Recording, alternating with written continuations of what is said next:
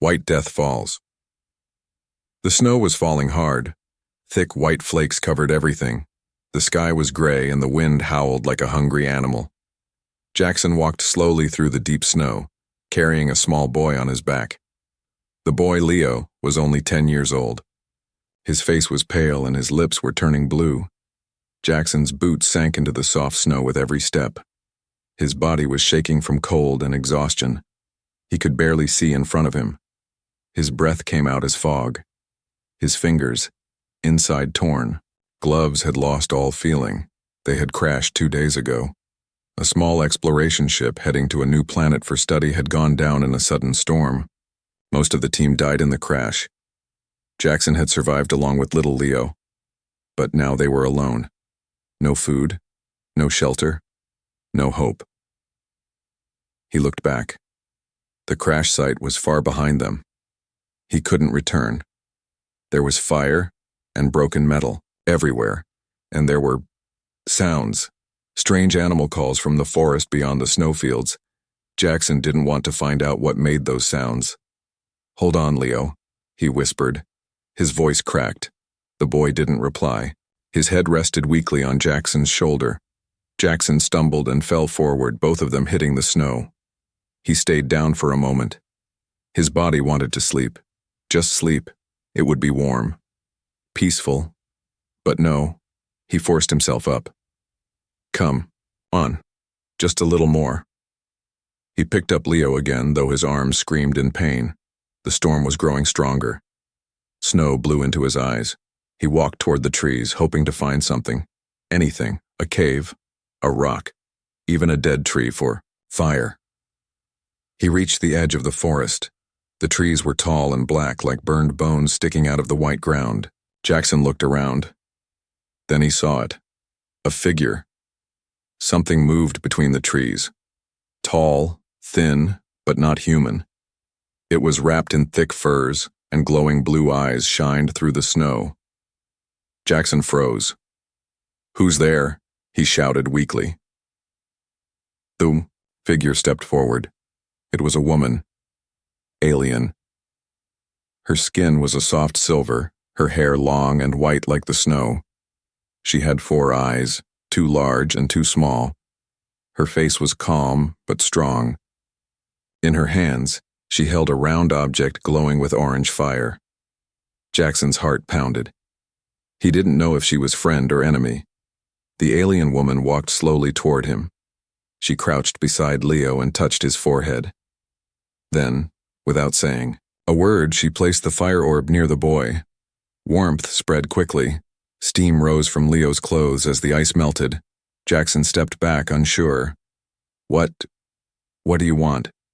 She didn't answer. Instead, she pulled out a small package from her fur cloak. She opened it and offered dried meat and fruit. Real food. Jackson couldn't believe it. He took it with shaking hands and gave some to Leo, who slowly opened his eyes. You saved him," Jackson said. Still no words from the alien woman. She stood up and turned around, walking back toward the trees. After a few steps, she turned her head and motioned with her hand. "Follow me." Jackson looked at Leo. The boy's face had color again. He was breathing better. Jackson made a choice. He lifted the boy again and followed the alien woman into the forest. They walked for what felt like hours. But the deeper they went, the quieter the wind became. The snow stopped falling. Strange glowing plants lit the path ahead. The woman walked with purpose, never looking back. Jackson didn't speak. He didn't have the strength or the words. Finally, she stopped near a large rock. She placed her hand on it, and part of the ground moved. A hidden entrance opened. Warm air rushed out. Jackson stepped inside. It was a cave, not natural, built by someone long ago. Inside were soft lights, warm beds made of moss and fur, and strange machines giving off gentle heat. The alien woman placed more glowing stones near Leo and checked his temperature. Jackson sat down beside the boy, still staring at the alien. Who was she? Why did she help them? Why was she alone? Before he could ask, she placed a single finger to her lips. Rest, she said softly, her voice strange but clear. Cold still watching. Then she disappeared into the shadows of the cave. Jackson couldn't sleep, though his body begged for it. The cave was warm, but his mind was full of questions. Who was this alien woman? Why had she saved them? And where were the others, her people, her tribe? He glanced at Leo, now resting on a bed of moss and fur, his breathing calm and steady. For the first time in 2 days, the boy looked safe. Jackson leaned his back against the stone wall, watching the glowing rocks pulse gently in the corners of the shelter. The light wasn't harsh, it felt alive like the warmth of a gentle fire. And the silence wasn't empty. It felt protective, like the cave itself was holding its breath to keep them hidden from something outside. Then he heard soft footsteps. The alien woman returned, carrying a curved pot that steamed at the top. She placed it near the heat stone and carefully poured something into 2 round bone-like cups. Jackson watched her closely. Her movements were calm, practiced, almost graceful. Her 4 eyes blinked slowly, and her silver skin shimmered faintly in the warm light. She offered him one of the cups. He hesitated, then accepted it with a nod. The drink inside smelled earthy with a hint of something sweet. He sipped it. Warmth spread through his chest like a small fire being lit in his ribs. It tasted like roots and berries. Strange, but not bad. You helped us, Jackson said quietly. Why? The woman sat across from him, placing her hands over the firestone as if praying. Cold kills fast, she said slowly, her voice heavy with an accent. No one survives alone. Her words were broken, but clear enough. Jackson studied her carefully. Her clothes were made from thick furs and old armor parts patched together. Her boots looked handmade, and around her neck she wore a small necklace with 3 black stones. Each stone had a symbol scratched onto it. One looked like fire. One looked like water. And the third, he couldn't tell. Are you from a village nearby? He asked, looking toward the cave's entrance. No more village, she said flatly without emotion. Gone. Jackson frowned. Gone where? The woman didn't answer. Instead, she pulled a long piece of bark from a pouch at her side and began drawing in the dirt with a sharp stone. She made a rough map, a mountain, a forest, a frozen river, then a large circle with many small marks inside. My people, she said. We're here, now, empty. He understood. Her tribe was gone. Dead? Taken? Or something worse? He didn't ask. The pain in her eyes told him not to. Suddenly, the wind outside howled louder. The cave lights dimmed. The firestone flickered. Jackson stood quickly, his heart racing. The woman also stood and reached for something from the wall. A long spear, with 2 glowing lines down the shaft.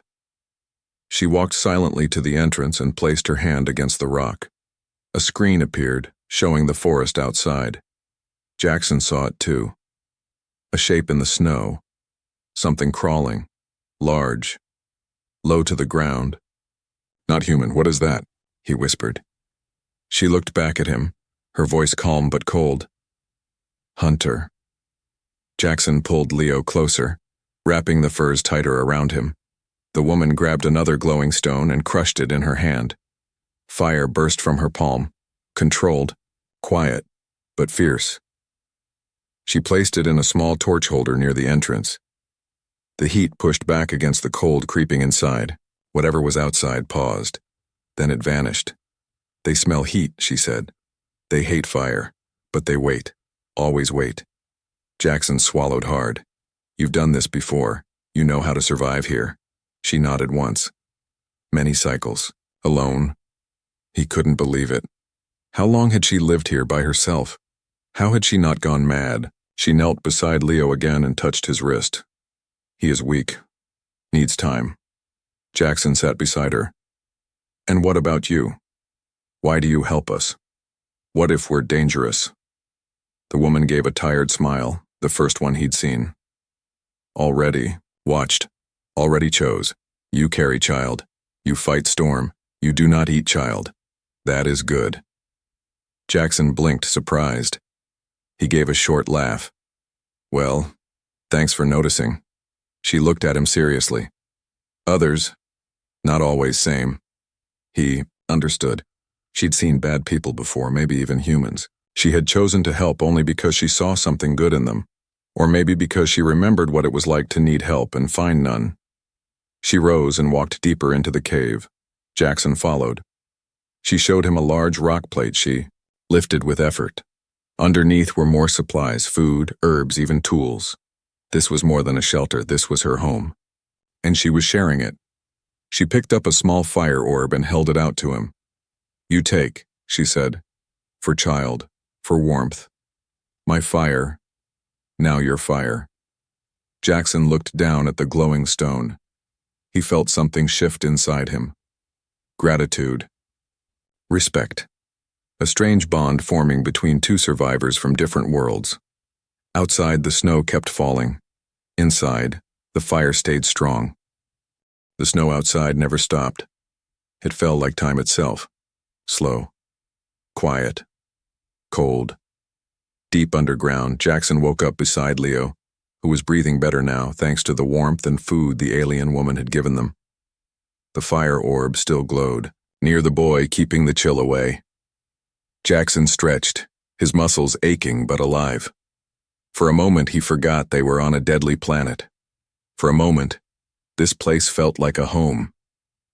The alien woman moved like a shadow through the cave. She didn't speak much, but her actions said enough. She brought more fire orbs from deeper tunnels. She mixed herbs and hot water for Leo. She crushed red berries into paste and placed it gently on the boy's bruises. Jackson watched her, still not sure if she was just kind or hiding something deeper. Later that day, she motioned Jackson to follow her. They walked through a narrow tunnel lit by glowing roots that pulsed with green light. The air smelled sweet, like moss and warm stone. At the end of the tunnel, she stopped in front of a heavy metal door, almost hidden behind frozen vines. She pressed her hand on the panel. It didn't open. She tried again. Nothing. Old place, she muttered. Dead tech. Sometimes works. She pulled a stone from her pouch and pressed it into the wall. This time the door hissed and slid halfway open. Cold air spilled out like a warning. Jackson followed her inside. It was huge. A buried chamber, hidden under the ice. A forgotten place. The walls were made of crystal and stone. Old machines lined the sides, covered in frost. In the center was a broken fire pillar, long dead. But on the walls, drawings, thousands of them, carved with care. Some were of fire, some of beasts, some of people standing in circles, arms raised toward the stars. This was your people's home? Jackson asked, stepping slowly across the ice-covered floor. The woman nodded. Long ago, before the white storms came, before betrayal. Jackson looked at her. Betrayal? She didn't answer directly. Instead, she walked to one of the walls and touched a symbol. A glowing face with 4 eyes and a mouth open in song. This was me, she whispered. Fire bearer, voice of warmth. I gave heat to tribe. I kept them alive. He could hear the pain in her voice even though her face remained still. What happened? She finally looked at him, her voice low. They blamed me. Said fire brought beasts. Said I was cursed. They left me here. Locked me in. Alone. Jackson's chest tightened. This cave wasn't just a shelter, it was a prison once. How did you get out? He asked. I waited, she said simply. I learned. I burned my way free. I made my own life. Alone. Safer. Jackson stepped closer to the wall. He saw newer marks, scratchy, desperate lines below the older carvings. These were hers, drawings of a child, of a small fire, of hands reaching out, then pulling away. Her story, hidden in ice. You were a mother, Jackson said quietly. Her eyes closed, just for a moment. I was. That single sentence held more pain than any scream. Jackson looked away, giving her a moment. Then he turned to one of the old machines. It hummed weakly when he touched it. "What is all this?" he asked. "This tech, it's still alive?" She walked over and touched the same panel. Symbols lit up. "Half sleep, power in stone below. If I wake it, fire may return, but noise may bring hunters." Jackson frowned. "So more heat means more danger." "Yes. Always balance." He looked around the old chamber, at the walls full of memory and loss. He realized something.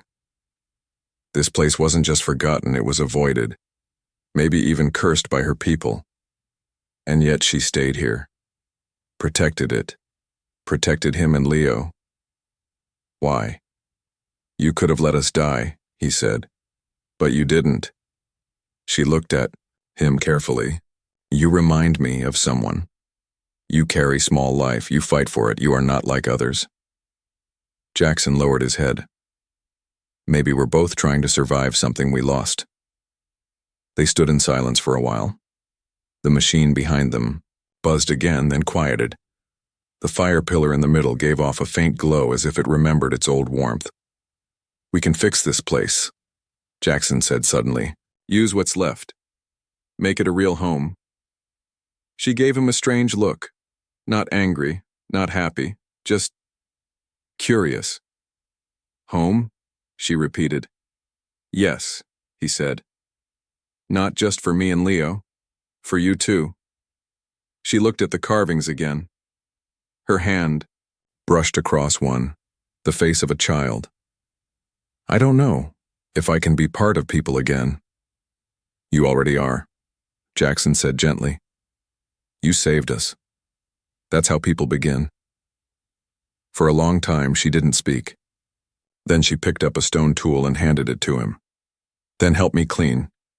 If beasts come, we need walls strong." And just like that, the ice shelter stopped feeling like a prison.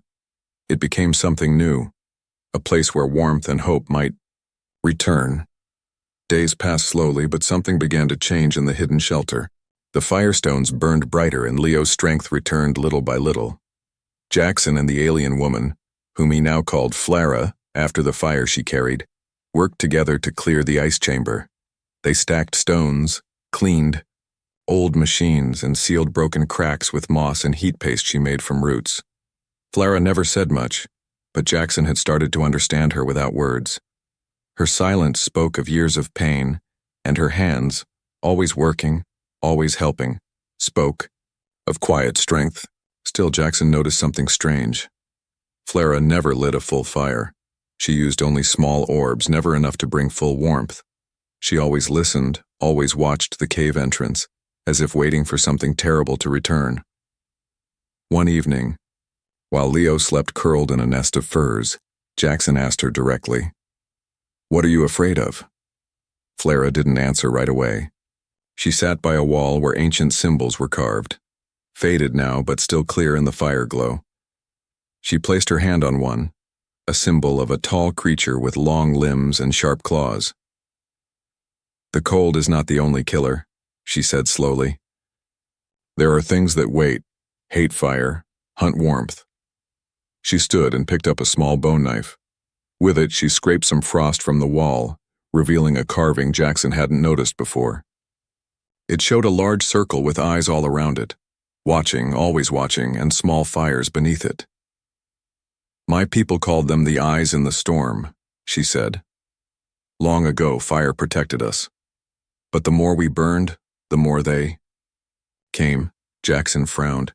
"So the fire doesn't just keep them away, it also draws them?" Flara nodded. "Balance must be kept. Fire too big, and they wake. Fire too small, and cold kills." She turned to him. "Your kind makes big fires, big lights, always seen."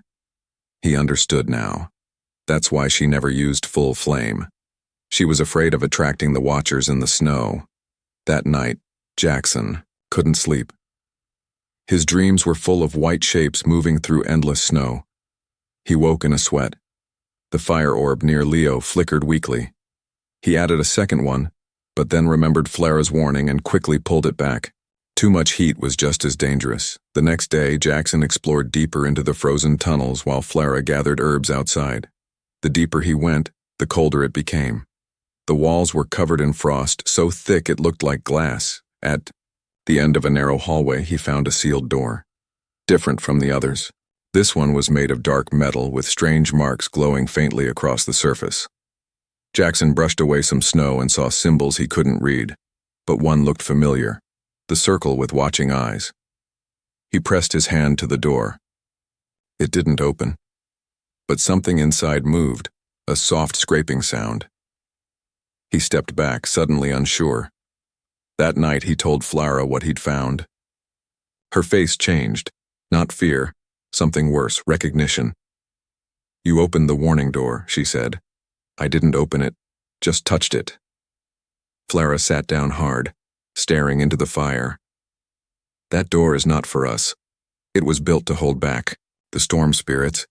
My ancestors said they trapped one inside." Jackson blinked. "A spirit? Like a creature?" "Yes," she said. "A cold one. A watcher. One who does not sleep, only waits." He wanted to laugh, to say it was just a myth. But this planet had already proven it was full of terrible, real things. He remembered the crawling shape he'd seen through the cave screen days ago, the hunter, the way it stopped near the fire, and how it vanished into the snow without a sound. "Why would your people trap it instead of killing it?" he asked. "We cannot kill what is made of cold itself," she said, "but we can seal it with heat. That door is fire-locked. Your touch, your warmth might have weakened it." Guilt twisted in his gut. "I didn't know." She looked at him. "Now you do." The next morning the cave felt colder. Jackson checked the firestones, but they glowed less than before. The heat was fading. Leo coughed in his sleep. Flara didn't say anything, but she placed more stones around him than usual. Later, they heard the sound. Not wind, not snow. A thump, then another, heavy, slow, like something testing the stone above them. Jackson and Flara both stood still. She grabbed her spear. He held Leo close. Thump, then silence. But the cold deepened, and Jackson felt it in his bones. Something had heard them, and now it was coming. The cave was quiet, but it was not peaceful. The sound, the heavy, slow thump, had stopped, but its memory clung to the walls like frost. Jackson didn't speak. Flara didn't blink. Even the fire orbs dimmed, as if the heat itself had grown. Afraid. Jackson held Leo close, feeling the boy's warmth, his soft breath, his life. He didn't want to move, but he knew something had changed. The cold outside was no longer just nature, it had purpose. It was watching, waiting. Flara stood at the entrance tunnel with her spear in hand. She pressed her fingers to the wall and activated the viewing screen. It flickered, but it worked. Outside, the snow swirled like always. Trees stood tall, unmoving. But between the shadows, movement. Something large and pale slithered just beyond the tree line, too quick for clear sight. Not walking, gliding, like ice given form. "They're here," Flara whispered. "The cold hunters." Jackson joined her, his voice low. "What do they want?" "They don't eat," she replied. "They don't breathe. They take warmth, kill light. They are death in shape." She looked at him. "They heard you open the door. Now they test our walls." Jackson felt his mouth go dry. "Can we stop them?" She didn't answer right away. Then, without warning, she turned and moved quickly into the deeper tunnels. Jackson followed, confused and worried. She reached the old fire pillar in the center of the ice chamber and opened a hidden panel beneath it. Inside were parts, wires, crystal rods, ancient energy cells. She began pulling them out one by one, checking them with fast hands. "You're fixing the fire pillar?" he asked. Flara nodded. "Yes. Full flame may push them back for a while. But I thought too. Much heat. We'll call more," she finished. "Yes, but without heat we die now. Better to burn bright than freeze slowly."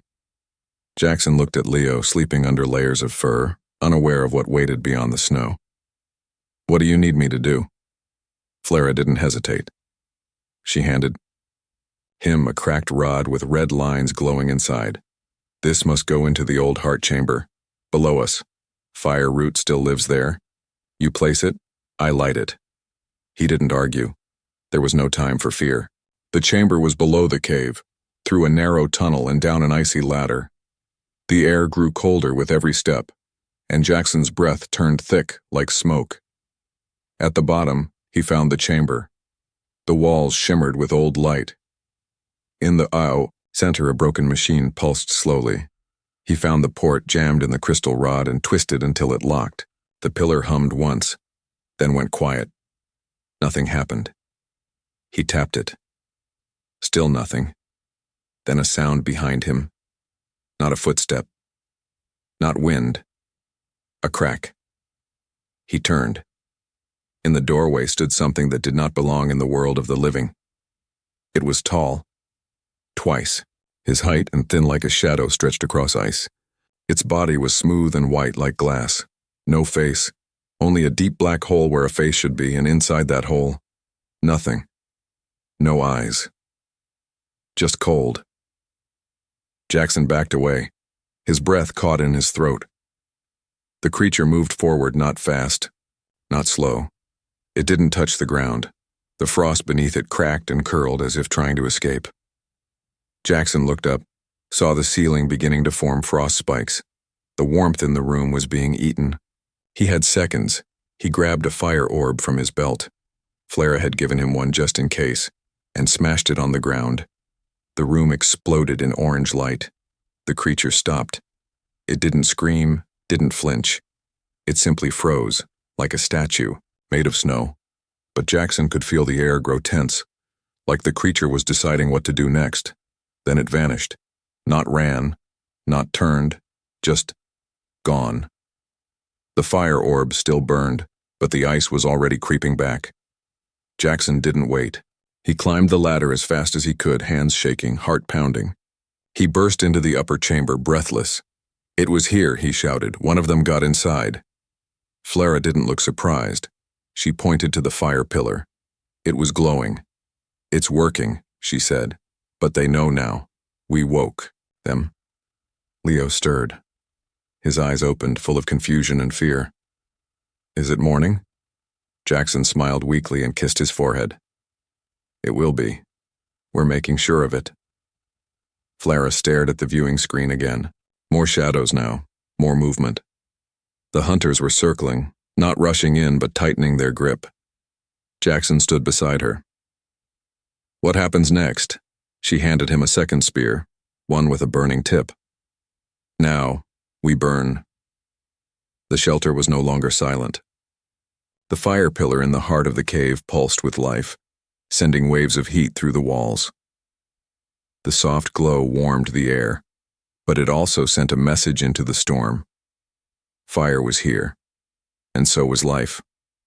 The cold hunters knew it. Jackson stood, near the entrance tunnel, holding the burning spear Flera had given him. His grip was tight, his breath steady, though fear crawled under his skin. He wasn't a soldier anymore, just a man trying to protect a boy and a woman who had once been abandoned by her own people. Flera stood beside him, calm and focused. Her 4 eyes watched the screen, tracking every flicker of movement outside. The creatures had not attacked yet. They circled the area like wolves made of ice and shadow. Jackson glanced back at Leo, who was now awake, sitting up weakly, watching with wide, scared eyes. It's okay, Jackson said. We've got fire. They can't touch us if we stand together. But Flera didn't look convinced. She said nothing, only knelt beside the fire pillar, checking the energy lines, adjusting the flow. Jackson noticed her hand trembled slightly. You're scared, he said quietly. Aren't you? Flera gave a soft sigh, almost like a breath she had been holding for years. I have fought storms, she whispered. I have lived alone many cycles. But this is the first time I fear losing someone again. Jackson looked at her, realizing she meant Leo. She had grown attached to the boy, maybe because of who he was. Or maybe because of who she had once lost. Either way, he saw it clearly now. She didn't just want to protect the fire. She wanted to protect what it represented: hope, connection, and the warmth she had long forgotten. As the wind outside howled louder, Flora stood. "I must leave," she said suddenly. Jackson turned sharply. "What? Where?" "There is a beacon buried in the old shrine," she said. "If I can light it with fire, it may send signal to the sky. Maybe someone hears. Maybe your people. Come." Jackson shook his head. "No, we stay together. We protect Leo. We fight here." Flora looked at him with sadness. "If help does not come, we die here. One must try. I know the path." Jackson stepped in front of her. "Then I'll go." She hesitated. "You do not know the way." "Then show me," he said. "You stay with Leo. He needs you more than me. I've seen what's out there. I can move fast. I'll light your beacon." Flora lowered her eyes. "It is not just a beacon. It is part of the old trial. Only a fire bearer can pass the gate." Jackson smiled a little. "You gave me your fire. Maybe that makes me one of you now." She looked at him for a long moment, then placed her palm over his chest. "Your heart, it burns strong. Maybe that is enough." They moved quickly. Flora handed him a smaller fire orb and a map scratched into bark. She explained the path in short, clear words. "Follow the red moss. When you see the broken fang tree, turn east. The gate will glow with blue light. Touch the flame to the symbol, then run. Do not wait." Jackson nodded. He kissed Leo on the head. "I'll be back, buddy. Keep the fire warm for me." The boy nodded, eyes full of trust. Then Jackson left the cave, stepping into the snowstorm. The cold hit him like a wall, but the fire orb in his hand pushed it back. The hunter sensed him instantly. He could feel it. Shadows moved between trees. Ice cracked beneath his boots. But he kept going. He followed the moss. He passed the fang-shaped tree. Finally he saw it. A stone gate half buried in snow, marked with glowing blue lines. The cold here was deeper, sharper, like the breath of a waiting predator. Jackson stepped forward and touched the fire orb to the symbol. The ground shook, light shot into the sky. And then they came. 3 cold hunters emerged from the woods, gliding toward him like ghosts. Jackson turned and ran. He didn't look back. The fire orb pulsed in his grip. Behind him, the beacon lit the clouds above with a red flame. Far away, in orbit, a signal beacon on the crash ship blinked awake. Back in the cave, Flora watched.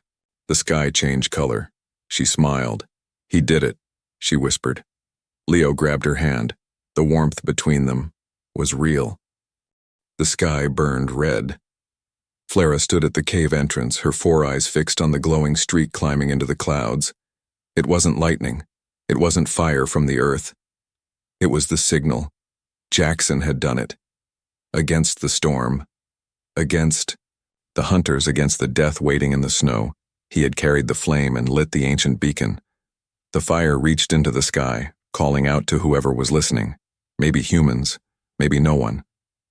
But the message was clear. We are alive. Come find us. Behind her, Leo sat wrapped in warm fur, the glow of the fire pillar making his cheeks pink again. He looked stronger now, more awake. He gripped the small fire orb Flora had given him, holding it like a gift. "Will he come back?" he asked, softly. Flora didn't answer right away. Her gaze stayed on the storm. It raged louder now. The cold hunters had felt the beacon's fire. They were angry. She could sense it. The trees outside bent as if pushed by unseen claws. The wind howled with voices not human. Still, she placed her hand on Leo's head and nodded. "Yes," she said with the fire of belief. "He carries the fire now. He will not fall easily." Hours passed. The storm screamed around the shelter. Ice cracked above. Once the tunnel entrance trembled as if something large had slammed against it. Flora lit more orbs, careful not to make the heat too strong. Balance, always balance. The hunters didn't break through. but they were close. Then, silence. No wind, no sound, just stillness. That was worse than noise. She stood up fast, spear in hand, ready to protect the boy. And then through the thick fog a shape appeared. Slow steps, shoulders bent, breath steaming in the air. Jackson. He was alive, though barely. His face was scratched, his coat torn, but he carried the empty fire orb in one hand and the broken tip of a hunter's claw in the other. Flera ran to him without thinking. She grabbed his arm and helped him inside. Leo jumped up and hugged him tight. "I knew you'd come back," he said. Jackson fell to his knees, smiling weakly. "I almost didn't," he said. "But I kept thinking. I promised the kid I'd keep the fire warm." Flera checked his wounds silently. Nothing deadly, but he needed rest. She gave him hot root, drink, and placed a moss pack on his shoulder. Then she sat beside him. "You did well, human," she said. "The signal was strong. Skyfire moved. I believe your people saw." Jackson nodded. "I saw the wrecked satellite spark before the storm hit again. If the system still works, someone out there got our call." They both looked at Leo, now playing with two glowing stones, like they were toys. In the boy's eyes, there was hope. Again. And for the first time, Flera allowed herself to feel it too.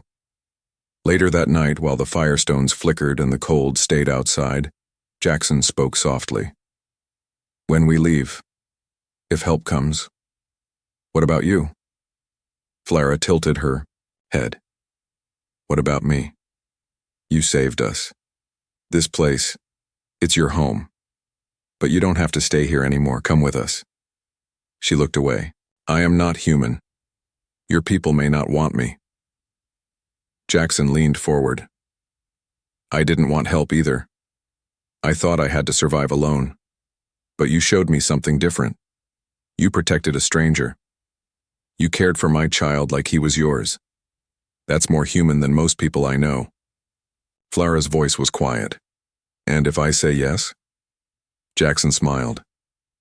"Then we leave this frozen graveyard together. And maybe build something new." Flera didn't reply. Instead, she stood up, walked to the wall, and removed a small box hidden behind a carved stone. Inside was her old firebearer symbol, a flat medallion with the mark of flame and life. She placed it in Jackson's hand. "We carry fire," she said, "wherever we go. Together." He nodded, gripping it tightly. Together. 3 days later, the sky cracked open. A rescue ship broke through the clouds, guided by the ancient beacon's pulse. It landed near the edge of the forest, lights flashing like morning suns. Jackson carried Leo through the snow while Flera walked beside them, her spear slung across her back, her fur cloak wrapped around her like armor. The humans who came out of the ship stared. They whispered. Some reached for their weapons when they saw her. But Jackson raised his hand. "She saved us," he said. "If it weren't for her, we'd be dead." A long silence. Then one of the officers nodded. "She comes with us." The ramp lowered. Flera looked back once. At the cave, at the woods, at the world that once betrayed her. Then she stepped aboard. Inside the ship, Jackson held Leo close. Flera sat beside them, quiet but no longer alone. And the fire? The fire still burned, not in the orbs, not in the pillar, but in them.